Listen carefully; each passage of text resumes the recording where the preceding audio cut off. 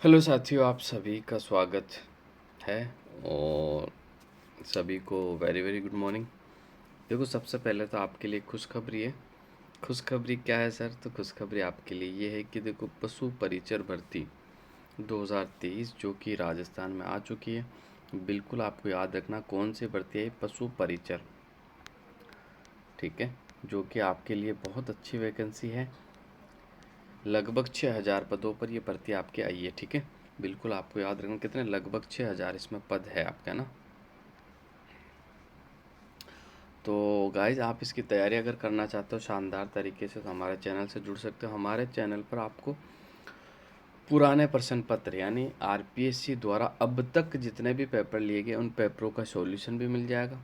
इसके अलावा पशु परिचर वैकेंसी आरपीएससी नहीं लेगा, आरएसएसबी बोर्ड लेगा। तो आरएसएसबी बोर्ड के भी मैंने सारे पेपर हल करवाए हुए हैं, ठीक है।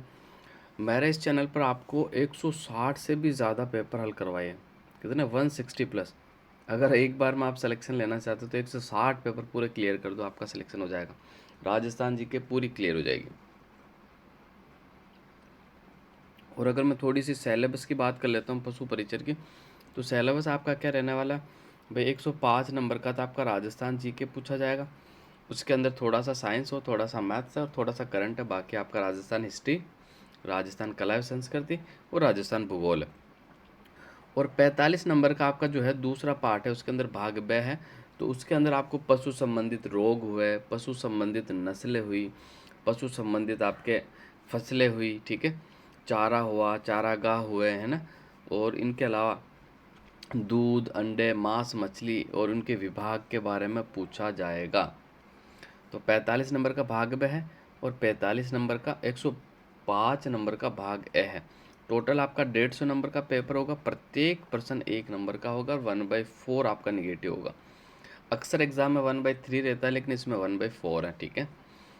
तो अच्छा खासा कंपटीशन भी रहेगा, क्योंकि लॉन्ग टाइम से राजस्थान में वैकेंसी भी नहीं है। ये सब इंतज़ार कर रहे थे आचार संहिता से पहले आ जाओ, आचार संहिता से पहले आ जाओ। तो ये आपकी आचार संहिता से पहले आ गए, ठीक है।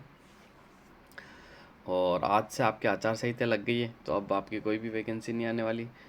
तो इसका जो एग्ज़ाम डेट अगर संभावित बताई है उन्होंने कहा अप्रैल से जून के मध्य, यानी अप्रैल से जून के बीच में कभी भी हो सकता है। अप्रैल में हो जाए, मई में हो जाए या जून में हो जाए, कभी भी आपका हो सकता है। इसके अलावा देखो, मैं चर्चा कर लेता हूँ। वाकई में अगर आपको अच्छी तैयारी करनी है तो मैं आपको भाग बे भी कंप्लीट करा दूंगा, भाग ए भी। इसके अलावा अगर आप अदर एग्ज़ाम की तैयारी करें, राजस्थान पुलिस की या फिर आपका राजस्थान एलडीसी हुआ, ठीक है, आप राजस्थान के कोई से भी एग्ज़ाम की तैयारी कर रहे हो, राजस्थान जी के आपकी जहाँ जहाँ पूछी जाती है, तो सारे पेपर मैंने विस्तृत व्याख्या के से लेकर ज़्यादा डीप में भी करवाया है और हैवी भी करवाया है। तो आप देख सकते हो सारे पेपर मैंने अच्छे से विस्तृत व्याख्या के साथ हल करवाए हुए हैं। सारे पेपर बिल्कुल अच्छी तरह प्लेलिस्ट बनी हुई। आरपीएससी के पेपर अलग बने हुए हैं, आरएसएस बोर्ड के अलग पेपर बने हैं, तो आप जाके देख सकते हो। इसके अलावा हमारे चैनल पर आपको नए जिलों की सीरीज भी मैंने शुरू कर दी है। मैंने एक ज़िला आपका कंप्लीट करा दिया, बालोतरा। बहुत शानदार व्याख्या के साथ, एक भी सवाल आपका नहीं छूटेगा, आप देख सकते हो। तो अब बढ़ते हैं हम पहले क्वेश्चन की ओर। इस पेपर के बारे में थोड़ी सी चर्चा कर लेते हैं। ये पेपर आरएसएसबी बोर्ड के द्वारा ही लिया गया है, ठीक है। इसमें राजस्थान जीके के आपके 40 क्वेश्चन हैं। 2018 का पेपर था, ठीक है। यांत्रिक अन्वेषक का जो पेपर हुआ था ना, इकोनॉमिक इन्वेस्टिगेटर का जो आपका पेपर हुआ था, तो उस पेपर में अपन चर्चा करने वाले हैं। इससे पहले वाकई में अगर आपको सिलेक्शन चाहिए तो चैनल के साथ जुड़िए, चैनल को सब्सक्राइब कीजिए, आपको बहुत फ़ायदा होने वाला है। तो पहला सवाल आपके सामने है, निम्नलिखित में से कौन सा चित्तौड़गढ़ में स्थित नहीं है? विजय स्तंभ, कीर्ति स्तंभ, कुंभा महल और मोती महल। देखो, बड़ा शानदार सवाल है। अगर मैं इस सवाल की बात करता हूँ तो देखो, विजय स्तंभ आपका चित्तौड़गढ़ में है, कीर्ति स्तंभ भी आपका चित्तौड़गढ़ में है, कुंभा महल भी आपका चित्तौड़गढ़, लेकिन मोती महल जो है आपका चित्तौड़गढ़ में स्थित नहीं। मोती महल आपका जोधपुर में स्थित है। कहाँ है? जोधपुर में स्थित है। मोती महल की बात कर लूँ तो ये मेहरानगढ़ दुर्ग में, जोधपुर दुर्ग के अंदर इसका बना हुआ है। इसका जो निर्माण करवाया था ना, वो किसने करवाया था वो मैं आपको बता देता हूँ। तो निर्माण इसका जो करवाया गया था, किसके द्वारा करवाया गया था? सुर सिंह के द्वारा इसका निर्माण करवाया था। महाराजा सुर सिंह ने इसका निर्माण करवाया था। इसके अलावा भी जोधपुर दुर्ग में आपके बहुत सारे महल हैं, उनके बारे में थोड़ी सी अपन चर्चा कर लेते हैं। देखो, एक आपका फतेह महल है, इसका निर्माण किसके द्वारा करवाया गया था? अजीत सिंह के द्वारा करवाया गया था। एक आपका फूल महल है, फूल महल का जो निर्माण करवाया गया था अभय सिंह के द्वारा करवाया गया था। एक आपका चोखेलाव महल है जो भित्ति चित्रों के लिए फेमस है, इसका जो निर्माण करवाया था मालदेव ने इसका निर्माण करवाया था। एक आपकी श्रृंगार चौकी बनी हुई है, ठीक है। श्रृंगार चौकी राजस्थान राज्य में जोधपुर जिले के जो दुर्ग है ना उसमें स्थित है। और श्रृंगार चौकी का जो निर्माण करवाया था महाराजा तख्त सिंह ने करवाया था। किसने करवाया था? तख्त सिंह ने। श्रृंगार चौकी में जो जोधपुर के जो राजा महाराजा होता था उनका राज तिलक होता था, ठीक है। ये आपको याद रखना है। बढ़ते हैं अगला क्वेश्चन की ओर, देख लेते हैं आपका अगला क्वेश्चन क्या है। अजमेर नगर की पहले अजमेर नगर की स्थापना से पहले अजमेर के चौहानों की राजधानी थी, यानी पहले राजधानी कौन सी थी ये आपको बताना है। तो देखते हैं इसका जो सही आंसर आपका होने वाला क्या है। सांभर, नाडोल, जालोर और रणथंभौर। तो गाइज इसका जो आपका राइट आंसर हो जाएगा, देखो अजमेर नगर स्थापित होने से पहले जो चौहानों की राजधानी थी सांभर थी। जो सांभर जो राजधानी थी, यहाँ के जो संस्थापक की बात कर लूँ तो आपके वासुदेव चौहान थे। नाडोल के चौहानों की मैं संस्थापक की बात कर लूँ तो लक्ष्मण सिंह चौहान थे। जालोर के चौहानों के संस्थापक की मैं बात कर लूँ तो कीर्तिपाल चौहान था। रणथंभौर के चौहानों के संस्थापक की अगर मैं बात कर लेता हूँ, रणथंभौर जो चौहानों की शाखा यहाँ के संस्थापक आपके कौन थे? तो गोविंद राज थे। कौन थे? गोविंद राज। तो बिल्कुल आपको याद रखना है। और सांबर झील का निर्माण भी किसने करवाया था? तो वासुदेव चौहान ने कराया था 551 ईस्वी में। कब? 551 ईस्वी में, बिल्कुल आपको याद रखना है। आगे बढ़ते हैं, अगला क्वेश्चन देख लेते हैं गाइस। निम्न में से कौन सा त्योहार सावन के महीने में नहीं आता है? देखो, नाग पंचमी ये तो आपके सावन में आती है, ठीक है। श्रावण शुक्ल पंचमी को आपकी नाग पंचमी मनाई जाती है। तीज की बात कर लो तो ये भी श्रावण शुक्ल तृतीया को आती है। रक्षाबंधन श्रावण पूर्णिमा को आती है। जन्माष्टमी ये नहीं आती। तो ऑप्शन नंबर डी आपका बिल्कुल राइट आंसर हो जाएगा। जन्माष्टमी कब आती है? जन्माष्टमी जो आती है भाद्रपद कृष्ण पक्ष की अष्टमी को आपकी जन्माष्टमी मनाई जाती है। तो नाग पंचमी भी सावन माह में मनाई जाती है, तीज भी आता है, रक्षाबंधन भी आता है, लेकिन जन्माष्टमी नहीं आता। तो इसका जो आपका राइट आंसर हो जाएगा गाइस, ऑप्शन नंबर डी जो है आपका बिल्कुल सही आंसर हो जाएगा। अगला क्वेश्चन देख लेते हैं गाइस। अगला क्वेश्चन बिल्कुल आपके सामने है।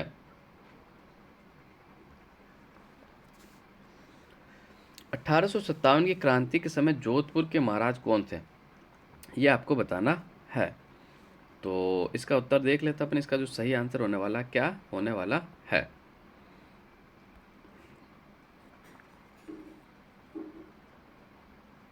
देखो, महाराजा जसवंत सिंह, महाराजा अभय सिंह, महाराजा तख्त सिंह और महाराजा अनूप सिंह। तो 1857 की क्रांति के समय जोधपुर के जो शासक थे ना, ऑप्शन नंबर सी आपका बिल्कुल सही आंसर होगा।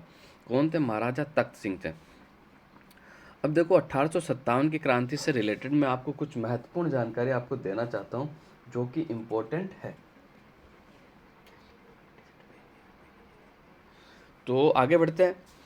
देखो, सबसे पहले मैं छावनियों की बात करता हूँ। तो राजस्थान में 1857 की क्रांति में कितनी छावनियाँ थी? 6 छावनियाँ थी। कितनी छावनियाँ थी गाइस? 6 छावनियाँ आपकी थी। कौन कौन सी छावनियाँ थी इसके बारे में भी चर्चा कर लेते हैं।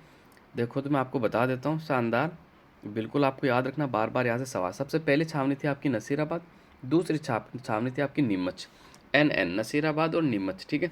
इसके बाद बात कर लेता हूँ। तो एक थी आपकी एरनपुरा, एक आपकी थी देवली, एक आपकी थी ब्यावर और एक आपकी थी खेरवाड़ा। ये 6 छावनियाँ थी। वापस से बता दो, नसीराबाद जो कि उस समय अजमेर में पड़ता था, नीमच मध्य प्रदेश में ठीक है, वर्तमान मध्य प्रदेश में, एरनपुरा पाली में, देवली आपका टोंक में, ब्यावर अजमेर में। ब्यावर को अब नया जिला बना दिया भाई साहब, ब्यावर अब अजमेर में शामिल नहीं है, ठीक है। ब्यावर नया जिला बना दिया गया। ब्यावर की आपकी सूंगनी नस्वार और ब्यावर की तलपट्टी प्रसिद्ध है। ब्यावर में आपकी सबसे ऊंची चोटी मध्य अरावली की गौरम घाट और महाराजी स्थित है। ब्यावर की मैं बात कर लूँ तो ब्यावर की स्थापना 1836 ईस्वी में कर्नल डिक्सन के द्वारा की गई थी, जो आपको बिल्कुल याद रखनी है, ठीक है गाइस। तो ब्यावर नया जिला बन चुका है अब, ठीक है। ब्यावर को किन किन जिलों से तोड़कर बनाया गया था आपको बिल्कुल याद रखना। भीलवाड़ा, राजसमंद, अजमेर और पाली, 4 जिलों से टूटकर आपका ब्यावर नया जिला बना है, जो कि इम्पोर्टेंट है। इसके अलावा मैं बात कर लेता हूँ तो देखो 6 छावनियाँ मैंने आपको बता दी है, नसीराबाद, नीमच, एरिनपुरा, देवली, ब्यावर, खेरवाड़ा। खेरवाड़ा और ब्यावर जो सैनिक छावनियाँ थी, ऐसी सैनिक छावनियाँ थी जिसने 1857 के विद्रोह में भाग नहीं लिया था। इसके अलावा देखो मैं पॉलिटिकल एजेंट यानी पीए की बात कर लूँ तो देखो कोटा का जो उस समय पीए था कौन था, मेजर बर्टन। पीए यानी पॉलिटिकल एजेंट आपका। जोधपुर रियासत का मैकमोसन था। भरतपुर रियासत का आपका मॉरिसन था। जयपुर रियासत का आपका ईडन था। उदयपुर रियासत का आपका शावर्स था। और सिरोही रियासत का आपका जेडी हॉल था। तो बिल्कुल आपको याद रखना, कोटा रियासत का मेजर बर्टन, जोधपुर रियासत का मैकमोसन, भरतपुर रियासत का मॉरिसन, और आपको एक निक्सन भी नाम मिलता है, ये भी आपके भरतपुर के थे, तो आपको कंफ्यूज नहीं होना, मॉरिसन और निक्सन भरतपुर रियासत के थे, ठीक है। और जयपुर रियासत के ईडन हो जाएंगे, उदयपुर के आपके शावर्स हो जाएंगे, और सिरोही रियासत के आपके जेडी हॉल हो जाएंगे। तो ये आपको बिल्कुल पीए भी याद रखने, कई बार सवाल यहाँ से पूछा जाता है, आपका सबसे ज़्यादा यही से सवाल आपका पुटअप किया जाता है। और इसके अलावा देखो मैं अगर रियासतों के शासक की बात कर लेता हूँ कि 1857 के समय कौन सी रियासत का कौन सा शासक था, तो कोटा के आपके राम सिंह थे, जोधपुर के आपके तख्त सिंह थे, भरतपुर के आपके जसवंत सिंह थे, उदयपुर के आपके स्वरूप सिंह थे। जयपुर की बात कर लूँ तो आपके राम सिंह द्वितीय थे, सिरोही के आपके शिव सिंह थे, धौलपुर के आपके भगवंत सिंह थे, बीकानेर के आपके सरदार सिंह थे, करौली के आपके मदन पाल थे। टोंक की बात कर लूँ तो नवाब वजीरुद्दौला थे, बूंदी रियासत के आपके राम सिंह थे, अलवर रियासत के आपके विनय सिंह थे, जैसलमेर के आपके रणजीत सिंह थे, झालावाड़ के आपके कौन थे, पृथ्वी सिंह थे, प्रतापगढ़ के आपके दलपत सिंह थे, बांसवाड़ा के लक्ष्मण सिंह थे, और डूंगरपुर के उदय सिंह थे। तो ये जो सारे रियासत मैंने आपको बताए सारे शासक, ये 1857 की क्रांति के समय रियासतों के शासक थे। यहाँ से आपका सवाल कई बार सम्मिलित करने का पूछ लिया जाता है, कई बार मैच किया जाता है, कई बार एक रियासत का शासक आपसे पूछ लिया जाता है। अब बढ़ते हैं अगला क्वेश्चन की ओर गाइस, अगला क्वेश्चन देख लेते हैं अगला क्वेश्चन क्या है। तो अगला क्वेश्चन बिल्कुल आपके सामने है।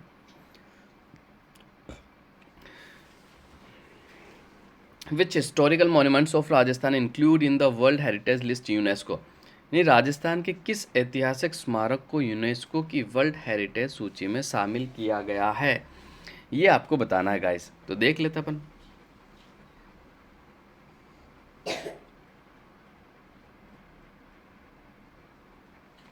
तारागढ़ का किला, जंतर मंतर, वेधशाला, आमेर की हवेली या हवा महल। तो इसमें जो आपका राइट आंसर हो जाएगा जंतर मंतर वेधशाला को। देखो मैं सबसे पहला आपको बता देता हूँ, सबसे पहले केवलादेव राष्ट्रीय उद्यान को 1985 में वर्ल्ड हेरिटेज सूची में शामिल किया गया था, ठीक है। उसके बाद में बात कर लेता हूँ तो 2010 में आपका जंतर मंतर को शामिल कर लिया गया था। फिर अगर मैं बात करता हूँ तो जून 2013 की बात है, राजस्थान के 6 किलों को 6 पहाड़ी किले को शामिल किया गया था, ठीक है। गाजर, चीकू, आम जिसकी ट्रिक आप अच्छे से याद रख सकते। गा से आपका गागरण, जैसे जैसलमेर, ऐसे रणथंभौर, ची से चित्तौड़गढ़, कू से कुंभलगढ़, और आम से आपका आमेर हो जाएगा, ठीक है गाइस। और उसके बाद में बात कर लेता हूँ तो जुलाई 2019 के अंदर जयपुर के परकोटे को भी शामिल कर लिया गया है। तो मैंने सारी आपको जो राजस्थान में जो यूनेस्को की वर्ल्ड हेरिटेज सूची में शामिल है साइटें सारी बता दी, बिल्कुल आपको याद रखना है, यहाँ से सवाल बार बार पूछा जाता है। अगला सवाल देखते हैं, लांगुरिया राजस्थान के किस मेले से संबंधित है। तो लांगुरिया जो है किस मेले से संबंधित है ये आपको बताना है। लांगुरिया राजस्थान के किस मेले से संबंधित है, तो पुष्कर मेला, दशहरा मेला, भ्रतरी मेला, कैला देवी का मेला। तो ऑप्शन नंबर डी आपका बिल्कुल सही आंसर हो जाएगा। भाई लांगुरिया और घुटकण जो नृत्य आपका किया जाता है वो कैला देवी के मेले में किया जाता है। कैला देवी का मेला कहाँ लगता है, तो बिल्कुल करौली में लगता है। कहाँ लगता है, करौली के अंदर लगता है। इसके बारे में थोड़ी सी मैं चर्चा आपकी कर लेता हूँ। ये देखो त्रिकुट पर्वत पर बना हुआ काली सील नदी के तट पर स्थित है। इन्हें करौली के यदुवंशी राजवंश की कुल देवी और गुज्जर मीणा की इष्ट देवी माना जाता है। और मंदिर का जो मुख्य कक्ष है उसमें कैला देवी और चामुंडा देवी की प्रतिमा प्रतिष्ठापित है।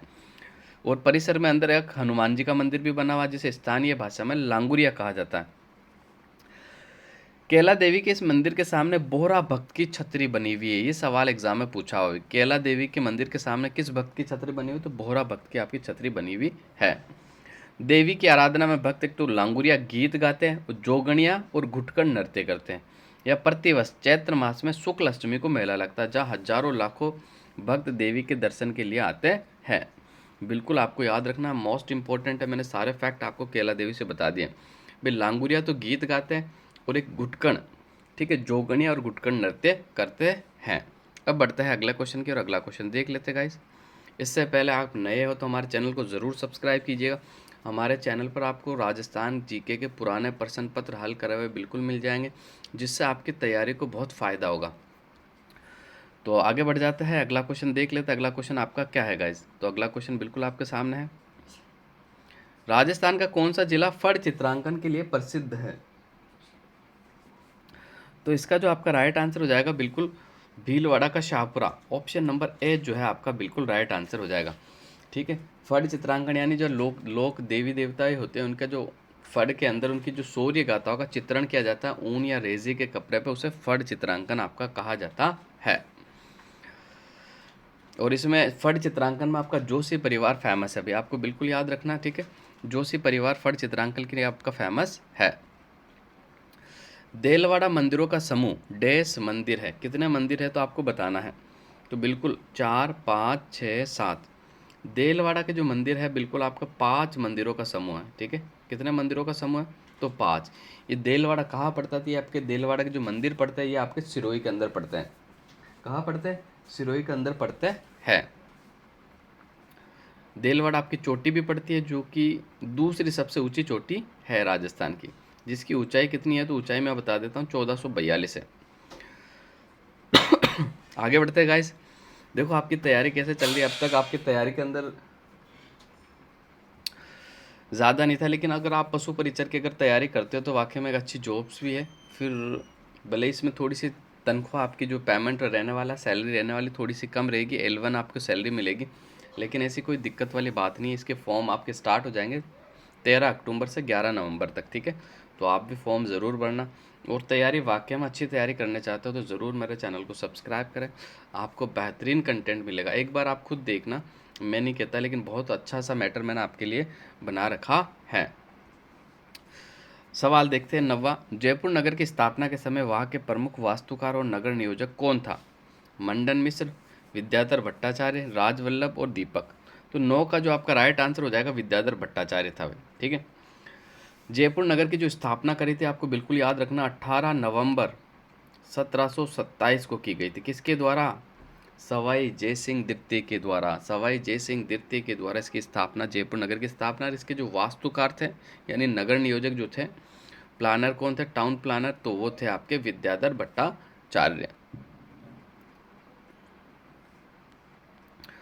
और देखो एक अच्छा सा सवाल मैं आपको बताता हूँ, तो कि शेखावटी को सबसे पहला शेखावटी प्रदेश किसने कहा था? तो ये आपको याद रखना, किसने कहा था? बिल्कुल नॉर्डन ने कहा था। किसने कहा था? नॉर्डन ने। ये सवाल बना नहीं है लेकिन अच्छे लेवल के एग्जाम में ज़रूर पूछा जाएगा। किसने कहा था? नॉर्डन ने सबसे पहले शेखावटी कहा था। शेखावटी शब्द का जो प्रयोग किया था वो नॉर्डन के द्वारा किया गया था। गणेश्वर सभ्यता किस जिले में स्थित है? चूरू, हनुमानगढ़, सीकर, झुंझुनू। तो बिल्कुल मैं अब जो भी पेपर कराऊंगा ना, आप टेंशन ना ले कि ये पुरानी जीके, मैं नए जीके के साथ पेपर करवाने वाला हूँ। अब जो पेपर करवाने वाला हूँ उसमें नए जिलों के तथ्य भी मैं आपको बताऊंगा कि कौन सा जिला किस में शामिल हो गया, जिससे आपका कोई भी डाउट नहीं रहे कि ये पुरानी जीके नहीं, बिल्कुल नए जीके के तरीके से अपन राजस्थान के वर्तमान स्वरूप के अनुसार पढ़ने वाले हैं। तो गणेश्वर सभ्यता देखो इन चारों जिलों में नहीं है, और उस समय सीकर में थी, लेकिन वर्तमान में चारों में नहीं। तो कौन से जिले में चली गई? तो आपको याद रखना, नीम के थाने में चली गई है। कौन से जिले में चली गई है? नीम का थाना जिला के अंदर आपकी गणेश्वर सभ्यता पड़ती है। और इसकी जो खोज करी थी RC अग्रवाल ने करी थी, और इसे सभी ताम्र जो सभ्यता है उनकी जननी भी कहा जाता है, बिल्कुल आपको याद रखना। और गणेश्वर सभ्यता आपके कौन से जिले में पड़ती है? नीम का थाना। कौन सी नदी के किनारे बसी थी? तो कांतली नदी के किनारे बसी थी। कौन सी नदी के किनारे बसी थी? कांतली नदी के किनारे आपकी ये गणेश्वर सभ्यता मिली थी। और यह सबसे एक बात जो बार बार पूछी जाती है, मकान जो है ना, पत्थरों का प्रयोग किया गया था या ईंटों का प्रयोग नहीं किया? ये सवाल कई बार RPSC ने पूछा, और RSSB बोर्ड के द्वारा भी आपका ये सवाल पूछा गया है। मोस्ट इंपॉर्टेंट है गाइस, तो बिल्कुल आपको याद रखना है। बढ़ते हैं आगे, अगला क्वेश्चन देख लेते हैं। निम्नलिखित में से राजस्थान के कबीर के नाम से जाना जाता है। तो राजस्थान का कबीर किसे कहा जाता है ये आपको बताना है। तो इसका जो आपका राइट आंसर हो जाएगा गाइस बिल्कुल ऑप्शन नंबर है राजस्थान का कबीर दादू दयाल को कहा जाता है। किसे कहा जाता है? दादू दयाल को कहा जाता है। और इनकी रचना की मैं बात कर लूँ तो कायावेली एक जो इनकी रचना बहुत फेमस है, जैसे आरएसएस बोर्ड ने बार बार पूछा है। अगला क्वेश्चन देख लेते हैं गाइस। अकबर ने प्रताप को समझाने के लिए सर्वप्रथम किसे भेजा था? तो 12 का जो आपका बिल्कुल राइट आंसर हो जाएगा गाइस ऑप्शन नंबर सी। किसे भेजा था? जलाल खान को भेजा था, ऑप्शन नंबर सी।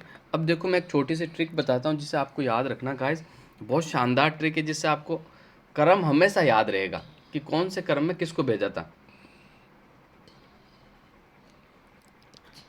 देखो क्रम आपका ये है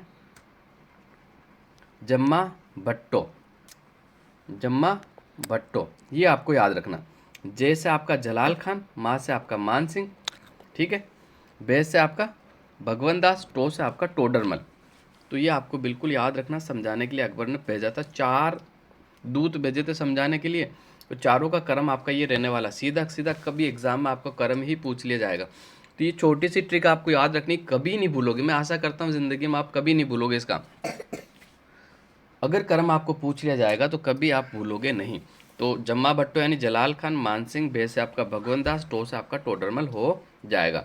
अगला क्वेश्चन देखते गाइस, अगला क्वेश्चन क्या है, तो अगला क्वेश्चन देख लेते हैं अपन। 12 के बाद ये 13। राजस्थान के कौन से ताम्रपत्र में रानी कर्मावती ने जौहर के प्रमाण मिलते हैं? तो 13 का जो आपका राइट आंसर हो जाएगा पूर्व ताम्रपत्र। पूर्व ताम्रपत्र जो कि 1535 का है, बिल्कुल आपको याद रखना। इसमें आपको रानी कर्मावती के जौहर के प्रमाण मिलते हैं, ठीक है। रानी कर्मावती जो कि चित्तौड़गढ़ का जो दूसरा शाखा हुआ था ना, ठीक है, उस समय की बात है और उस समय का ये आपका ताम्रपत्र है, जिसके अंदर बिल्कुल आपको याद रखना कि दूसरा जो शाखा हुआ था इसमें किसने आक्रमण किया था। तो आप बिल्कुल कमेंट करके बताओगे मुझे किसने आक्रमण किया था। बहादुर शाह ने आक्रमण किया था, ठीक है, जो कि गुजरात के शासक थे। बहादुर शाह ने इसमें आक्रमण किया था। चित्तौड़गढ़ में आपके 3 शाखे हुए थे। सबसे पहला था आपका 1303 में रावल रतन सिंह के काल में, दूसरा आपका कर्मावती काल में, तीसरा जो हुआ था आपका महाराणा उदय सिंह के काल के अंदर हुआ था। इनके काल में हुआ था महाराणा उदय सिंह में 1567-68 के अंदर हुआ था। बढ़ते हैं अगला क्वेश्चन देख लेते हैं। राज विनोद का रचयिता कौन था? तो राज विनोद का जो रचयिता है वो सदाशिव भट्ट है भाई। ऑप्शन नंबर बी जो है आपका बिल्कुल राइट आंसर हो जाएगा। राज विनोद का जो रचयिता है वो कौन है? तो Sadashiv Bhatt. Option number B आपका बिल्कुल सही आंसर होगा। अगला क्वेश्चन देखते हैं। गोविंद गिरी के नेतृत्व में हुए भील आंदोलन को किस नाम से जाना जाता है? तो बिल्कुल आपको याद रखना, उसे भगत आंदोलन के नाम से जाना जाता है। जबकि मोतीलाल तेजावत के जो नेतृत्व में हुआ था उसे ऐक्य आंदोलन के नाम से जाना जाता है, और गोविंद गिरी के नेतृत्व से जो आंदोलन हुआ था उसे भगत आंदोलन के नाम से जाना जाता है। अगला क्वेश्चन देखते हैं। 1938 में जयपुर राज्य प्रजामंडल का प्रथम वार्षिक अधिवेशन किसकी अध्यक्षता में आयोजित हुआ? तो 16 का जो आपका बिल्कुल सही आंसर हो जाएगा जमना लाल बजाज। ऑप्शन नंबर सी आपका बिल्कुल राइट आंसर हो जाएगा, ठीक है गाइस। तो इसका जो सही आंसर होगा क्वेश्चन नंबर 16 का, तो ऑप्शन नंबर सी आपका बिल्कुल राइट आंसर हो जाएगा। अगला क्वेश्चन देख लेते हैं गाइस। अगला क्वेश्चन बिल्कुल आपके सामने, क्वेश्चन नंबर 17। भारत सरकार ने 5 जनवरी 1949 को सिरोही का प्रशासन किस सरकार को सौंपा था? तो मध्य प्रदेश, बम्बई, गुजरात और राजस्थान।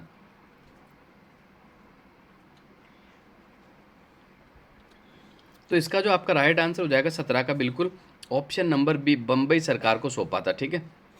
आपको याद रखना किस सरकार को सौंपा था, तो बम्बई सरकार को सौंपा था सिरोही का प्रशासन। फिर बाद में देखो राजस्थान के एकीकरण में सिरोही का जो विलय हुआ था वो 2 चरणों में हुआ था, 2 सोपानों के अंदर हुआ है, 2 चरणों में हुआ। देखो माउंट आबू और देलवाड़ा को छोड़कर बाकी पूरा सिरोही का जो विलय हो गया था 6ठे चरण में हो गया था आपका 1950 के अंदर।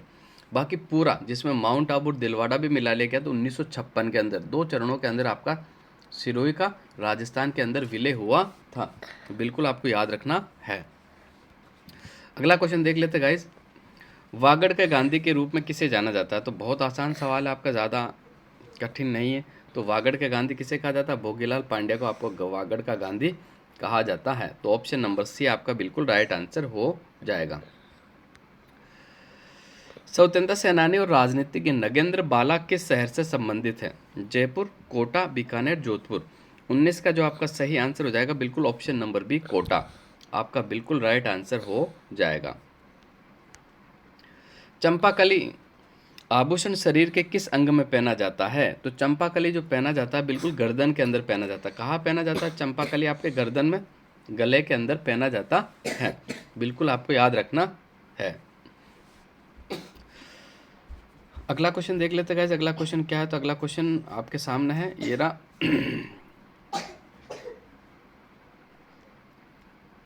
बस्सी वन्यजीव अभयारण्य राजस्थान में निम्नलिखित में से किस जिले में स्थित है? तो ये आपका बिल्कुल चित्तौड़गढ़ में स्थित है। चित्तौड़गढ़ को देखो बिल्कुल तोड़ा भी नहीं गया, बस्सी इधर का उधर नहीं हुआ, अभी भी चित्तौड़गढ़ में है, पहले भी चित्तौड़गढ़ में ही था। ठीक है, तो आपको बिल्कुल कंफ्यूज नहीं होना। जहाँ कंफ्यूजन होगा मैं आपका कंफ्यूजन क्लियर कर लूँगा। अपन राजस्थान के नए जिलों का जो भूगोल है, इतिहास है और कला एवं संस्कृति, वो इस पेपरों में मिक्स करते हुए पढ़ेंगे।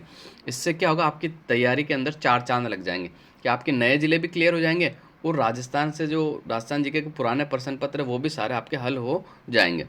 आगे बढ़ते हैं। रामगढ़ विस्तारी वन्यजीव अभ्यारण्य कौन से जिले में स्थित है?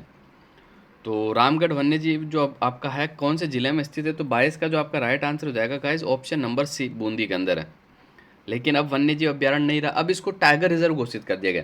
राजस्थान का जो चौथा टाइगर रिजर्व था वो रामगढ़ विस्तारी ही था, बिल्कुल आपको याद रखना। लेकिन वर्तमान में राजस्थान में कितने टाइगर रिजर्व हो गए? तो 5 टाइगर रिजर्व हो गए। सर पांचवा कौन सा बन गया? तो धौलपुर करौली को हाल ही के अंदर मंजूरी दे दी गई और 5वां टाइगर रिजर्व घोषित कर दिया गया।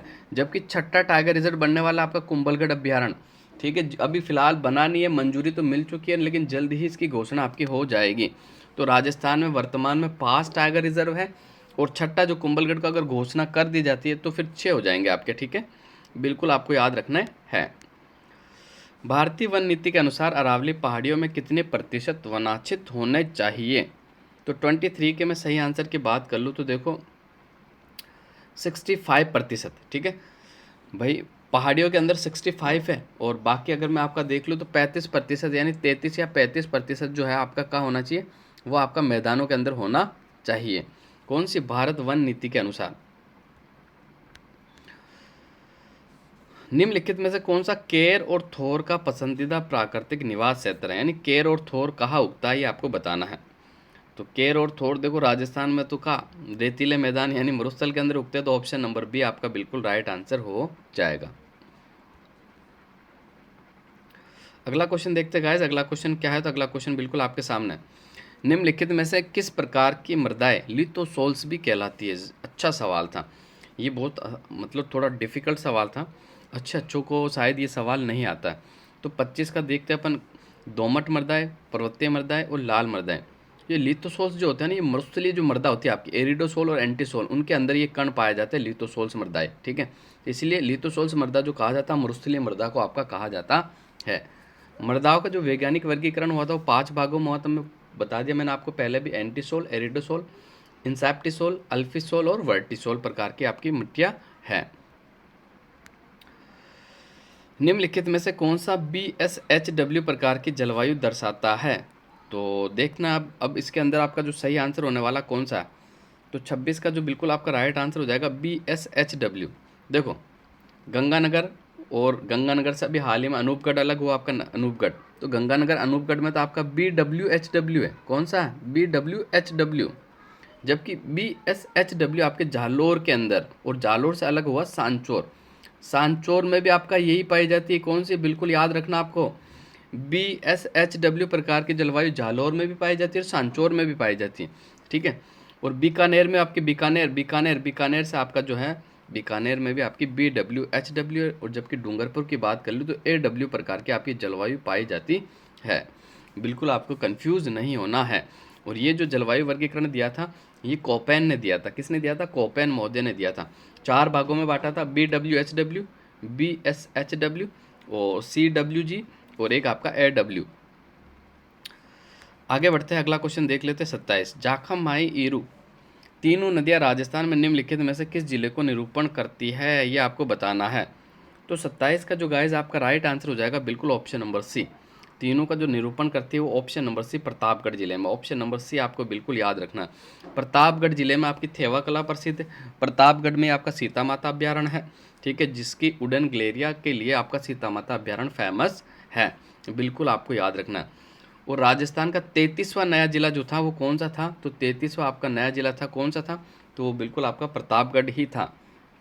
लेकिन अब राजस्थान के अंदर देखो 50 तो पहले थे, 3 जिलों की घोषणा कल और कर दी थी, तो कुल जिले कितने हो जाएंगे आपके, कुल जिला आपके बढ़कर हो जाएंगे 53 जिले हो जाएंगे। कितने जिले हो जाएंगे, 53 जिले आपके हो जाएंगे, ठीक है। एक तो आपका मालपुरा, नए 3 जिले जो है, एक सुजानगढ़, मालपुरा, सुजानगढ़ और कुचामन, ये 3 जिलों की घोषणा हुई थी, आपको बिल्कुल याद रखना। तो अब राजस्थान में जिन्होंने किताबें छाप दी थी वापस छापनी पड़ेंगी, 3 जिले उसमें और ऐड करने पड़ेंगे आपको, ठीक है। तो आगे बढ़ते हैं, अगला क्वेश्चन देखते गाइस। थार्नवेट वर्गीकरण के अनुसार कौन सा बांसवाड़ा व डूंगरपुर की जलवायु को दर्शाता है, तो 28 का जो आपका राइट आंसर हो जाएगा बिल्कुल CAW। CAW option number B जो है आपका बिल्कुल राइट आंसर हो जाएगा। अब देखो इसके बारे में थोड़ी सी अगर मैं चर्चा करता हूँ गाइज, तो मैं हमेशा आपको कोपेन का बताता हूँ, आज मैं आपसे थार्नवेट के जलवायु वर्गीकरण की भी मैप के साथ बात कर लेता हूँ, जिससे आपको हमेशा के लिए याद रहेगा। तो थोड़ा सा अपन बड़ा कर लेते हैं, ये स्पेस हो गया आपका, ये अपन बात कर लेते हैं। देखो ये आपका राजस्थान का मैप है, ठीक है गाइज, ये आपका राजस्थान का मैप है। अगर मैं बात कर लेता हूँ, देखो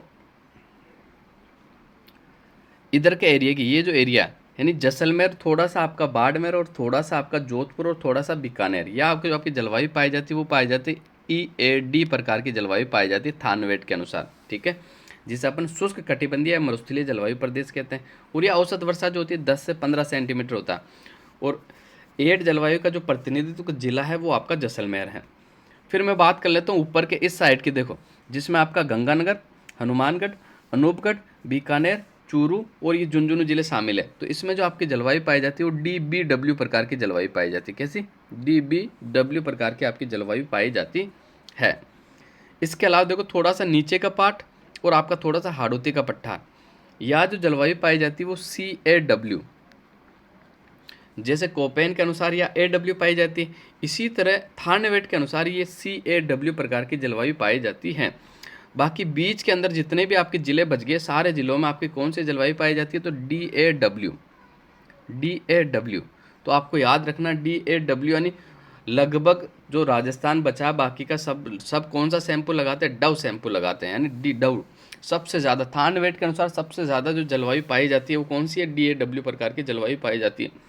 इसमें आपका बाड़मेर, जोधपुर, जालोर, जयपुर, टोंक, अजमेर, भीलवाड़ा, पाली, सिरोही, ठीक है, अलवर, भरतपुर, धौलपुर, करौली, ये सारे ज़िले इसके अंदर शामिल हैं। तो आपको इसको थोड़ा सा अच्छे से याद रखना। ऊपर वाले ज़िले जो है DBW में आ जाते हैं, एड आपका जैसलमेर के अंदर होता है, गाया आपकी कहाँ मिलती है, तो हाड़ौती के पठार में, और डूंगरपुर, प्रतापगढ़, बांसवाड़ा के अंदर मिलती है, और डव बाकी जो भी ज़िले बचे वो सारे डव शैम्पू से नहाते हैं। एक छोटी सी ट्रिक है जिससे आपको याद रह जाएगा। वापस अपने क्वेश्चन पर आ जाते हैं गाइस, ये आपका क्वेश्चन। अब आगे क्वेश्चन पे चलते हैं, 28 के बाद 29वें क्वेश्चन पर अपन चलते हैं।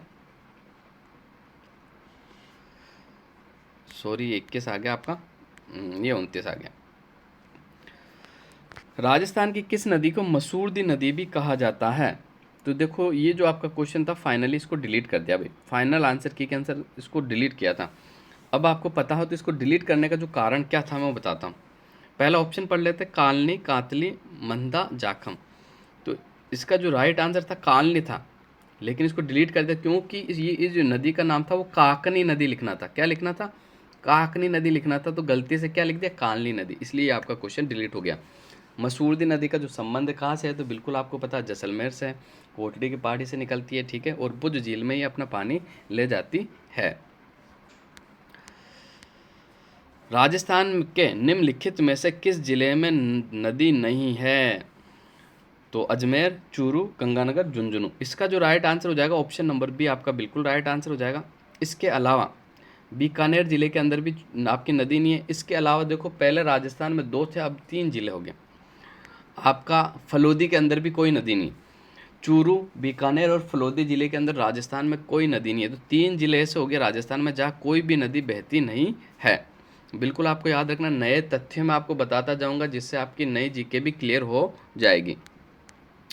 अगला क्वेश्चन देख लेते हैं, छप्पन का बेसिन निम्नलिखित में से राजस्थान के किस भौतिक प्रदेश का भाग है? तो इसका जो आपका राइट आंसर हो जाएगा गाइस, बिल्कुल मैं बात कर लूँ तो ऑप्शन नंबर सी जो है आपका बिल्कुल राइट आंसर हो जाएगा।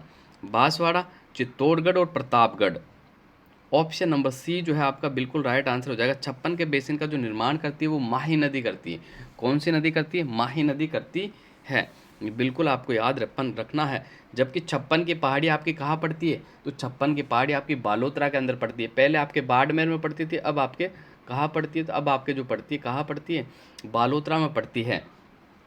ठीक है, तो आपको बिल्कुल याद रखना है, ये मोकलसर से सिवाना तक आपकी फैली हुई है। और जबकि छप्पन के मैदान की बात कर लो तो ये आपका कहाँ है? छप्पन का मैदान आपका कहाँ पड़ता है? बिल्कुल मुझे कमेंट करके बताना। दक्षिणी राजस्थान में पड़ता है। छप्पन नदी नालों के समूह को छप्पन का मैदान कहा जाता है। इसका निर्माण माही नदी करती है। अगला क्वेश्चन देखते हैं, बैराट में कौन सा जिला सम्मिलित नहीं है? देखो, ये बैराट जो आपकी प्राचीन सभ्यता थी उस समय कौन सा जिला शामिल नहीं था, तो वो पूछना। तो अलवर भी था आपका, जयपुर भी था, टोंक भी था।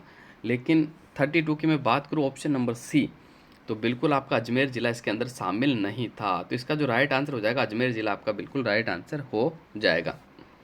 आगे बढ़ते गाइस।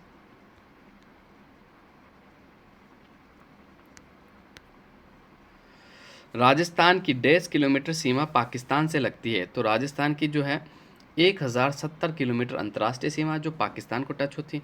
अब पाकिस्तान को टच होने वाले आपके 5 जिले हो गए। ठीक है, आपको बिल्कुल याद रखना कौन कौन से? गंगानगर, अनूपगढ़, बीकानेर, जैसलमेर और बाड़मेर। फलूदी जिला जो है अभी इसका देखो विवाद चल रहा है कि वो अंतर्राष्ट्रीय सीमा को छूता है या नहीं छूता है, यानी पाकिस्तान के टच होता है या नहीं छूता। लेकिन अभी क्लियर नहीं हुआ। अगर क्लियर हो जाता है, अगर फलूदी भी छूता है तो 6 जिले हो जाएंगे। लेकिन 5 जिले तो आपका कन्फर्मेशन हो चुका है। छठे जिले का भी कोई भी कन्फर्मेशन नहीं। अगर आपको कुछ पता हो तो मुझे कमेंट जरूर करना।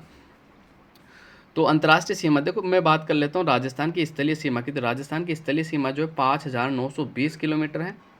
इसमें से 1070 किलोमीटर आपकी अंतर्राष्ट्रीय सीमा है और 4850 जो कि अंतर्राज्यीय सीमा आपकी। कौन सी सीमा है?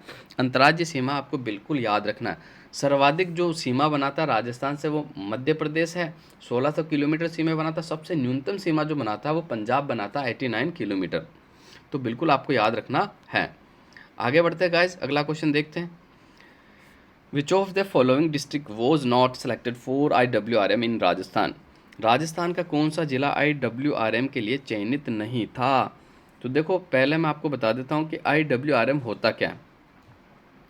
तो देखो, IWRM जो होता है ना, ये क्या होता है एक्चुअल में? इसमें क्या होता है, जो आपका एक तो इंटीग्रेटेड वाटर रिसोर्सेज मैनेजमेंट होता है ये ना, उत्तर एकीकृत जल संसाधन प्रबंधन, एक ऐसी प्रक्रिया है जो महत्वपूर्ण पारितंत्रों को संधारित करके समझौता किए बिना ही न्याय संगत तरीके से आर्थिक और सामाजिक कल्याण को अधिकतम करने के लिए जल और भूमि संबंधित संसाधनों को समन्वित विकास और प्रबंधन को प्रोत्साहन करना है। समझ में आ गया? यानी जल और भूमि है उसका आपका जो है उनका विकास करना ही इसका उद्देश्य है IWRM। इसका फुल फॉर्म क्या होता था? Integrated water resources management. तो इसमें आपका कौन सा जिला शामिल नहीं था? तो इसमें जयपुर जिला आपका बिल्कुल शामिल नहीं था। ऑप्शन नंबर डी, पाली भी शामिल था, सीकर भी शामिल था, चूरू भी शामिल था, लेकिन आपका जयपुर जिला बिल्कुल इसमें शामिल नहीं है। अगला क्वेश्चन देख लेते हैं गाइज। अगला क्वेश्चन क्या है? तो अगला क्वेश्चन बिल्कुल आपके सामने है। बूंदी तहसील में कौन सी सिंचाई परियोजना निर्मित की गई है? तो बिसलपुर परियोजना, जाखम परियोजना, जवाई परियोजना और घुड़ा परियोजना। तो इसका जो राइट आंसर हो जाएगा 35 का आपका बिल्कुल ऑप्शन नंबर डी आपका बिल्कुल राइट आंसर हो जाएगा। ऑप्शन नंबर डी जो है आपका बिल्कुल राइट आंसर हो जाएगा गाइस। ठीक है, तो ये घुड़ा परियोजना का जो संबंध है वो बूंदी तहसील से आपका कहाँ से है? बूंदी तहसील से है। अगला क्वेश्चन देखते हैं गाइस। चूलिया जलप्रपात के नीचे की ओर राजस्थान में कौन सा बांध बना है? तो 36 की मैं बात कर लेता हूँ। तो राणा प्रताप सागर, ऑप्शन नंबर सी जो है आपका बिल्कुल राइट आंसर हो जाएगा। चूलिया जलप्रपात के नीचे की ओर जो बांध बना हुआ कौन सा बना हुआ? राणा प्रताप सागर बना हुआ है। चूलिया जलप्रपात आपका चित्तौड़गढ़ में पड़ता है, राणा प्रताप सागर भी आपका चित्तौड़गढ़ में पड़ता है। भराव की दृष्टि से राजस्थान का सबसे बड़ा बांध जो है आपका राणा प्रताप सागर है, और लंबाई की दृष्टि से सबसे बड़ा बांध आपका माही बजाज सागर है। और मिट्टी से निर्मित राजस्थान का पहला बांध जो था वो पाचड़ा बांध था। कंक्रीट से निर्मित राजस्थान का पहला बांध जो था आपका कौन सा था? तो बिसलपुर बांध था। ठीक है, बिल्कुल आपको याद रखना है। और मरुस्थल का जो सबसे बड़ा बांध है जिसे मारवाड़ का अमृत सरोवर भी कहा जाता है, वो कौन सा बांध है? तो बिल्कुल आपको कमेंट करके बताना, वो आपका जवाई बांध है। कौन सा बांध है? जवाई बांध। एक बार गांधी सागर की आपकी ऊंचाई पूछी थी, तो इसकी जो ऊंचाई आपकी क्या है, तो आपको याद रखना 62 मीटर है। कितनी? 62 मीटर है, बिल्कुल आपको याद रखना है। अगला क्वेश्चन देखते गाइस, अगला क्वेश्चन क्या है? तो अगला क्वेश्चन बिल्कुल आपके सामने है। 40 क्वेश्चन ही पूछे गए थे। कांकरेज देश की नस्ल है, किसकी नस्ल है ये आपको बताना। ऊंट, बकरी, भैंस, गाय। तो कांकरेज जो आपकी नस्ल है, गाय की नस्ल है भाई, ठीक है। कांकरेज जो कि सांचौर जालोर के आसपास ही है, यानी आपके जो दक्षिणी पश्चिमी एरिया के अंदर पाई जाती है। राजस्थान का कौन सा कृषि जलवायु प्रदेश सबसे बड़ा है, ये आपको बताना है। तो देखो 38 में अगर देख लेते हैं अपन, तो इसमें से जो सबसे बड़ा है आपका कौन सा है? तो बिल्कुल फर्स्ट ए सबसे बड़ा है।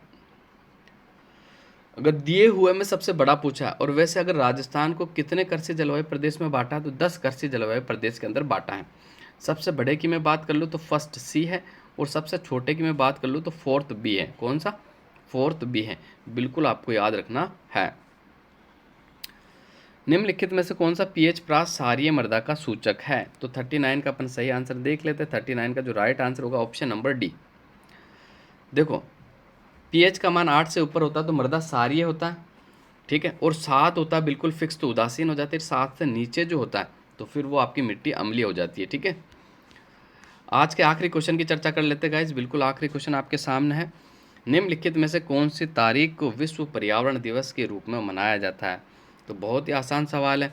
5 जून को आपको विश्व पर्यावरण दिवस के रूप में मनाया जाता है, 5 जून को, ठीक है।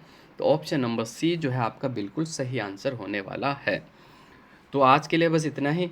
अगली क्लास में आपसे फिर मुलाकात होगी साथियों। तो आप सभी का बहुत बहुत धन्यवाद।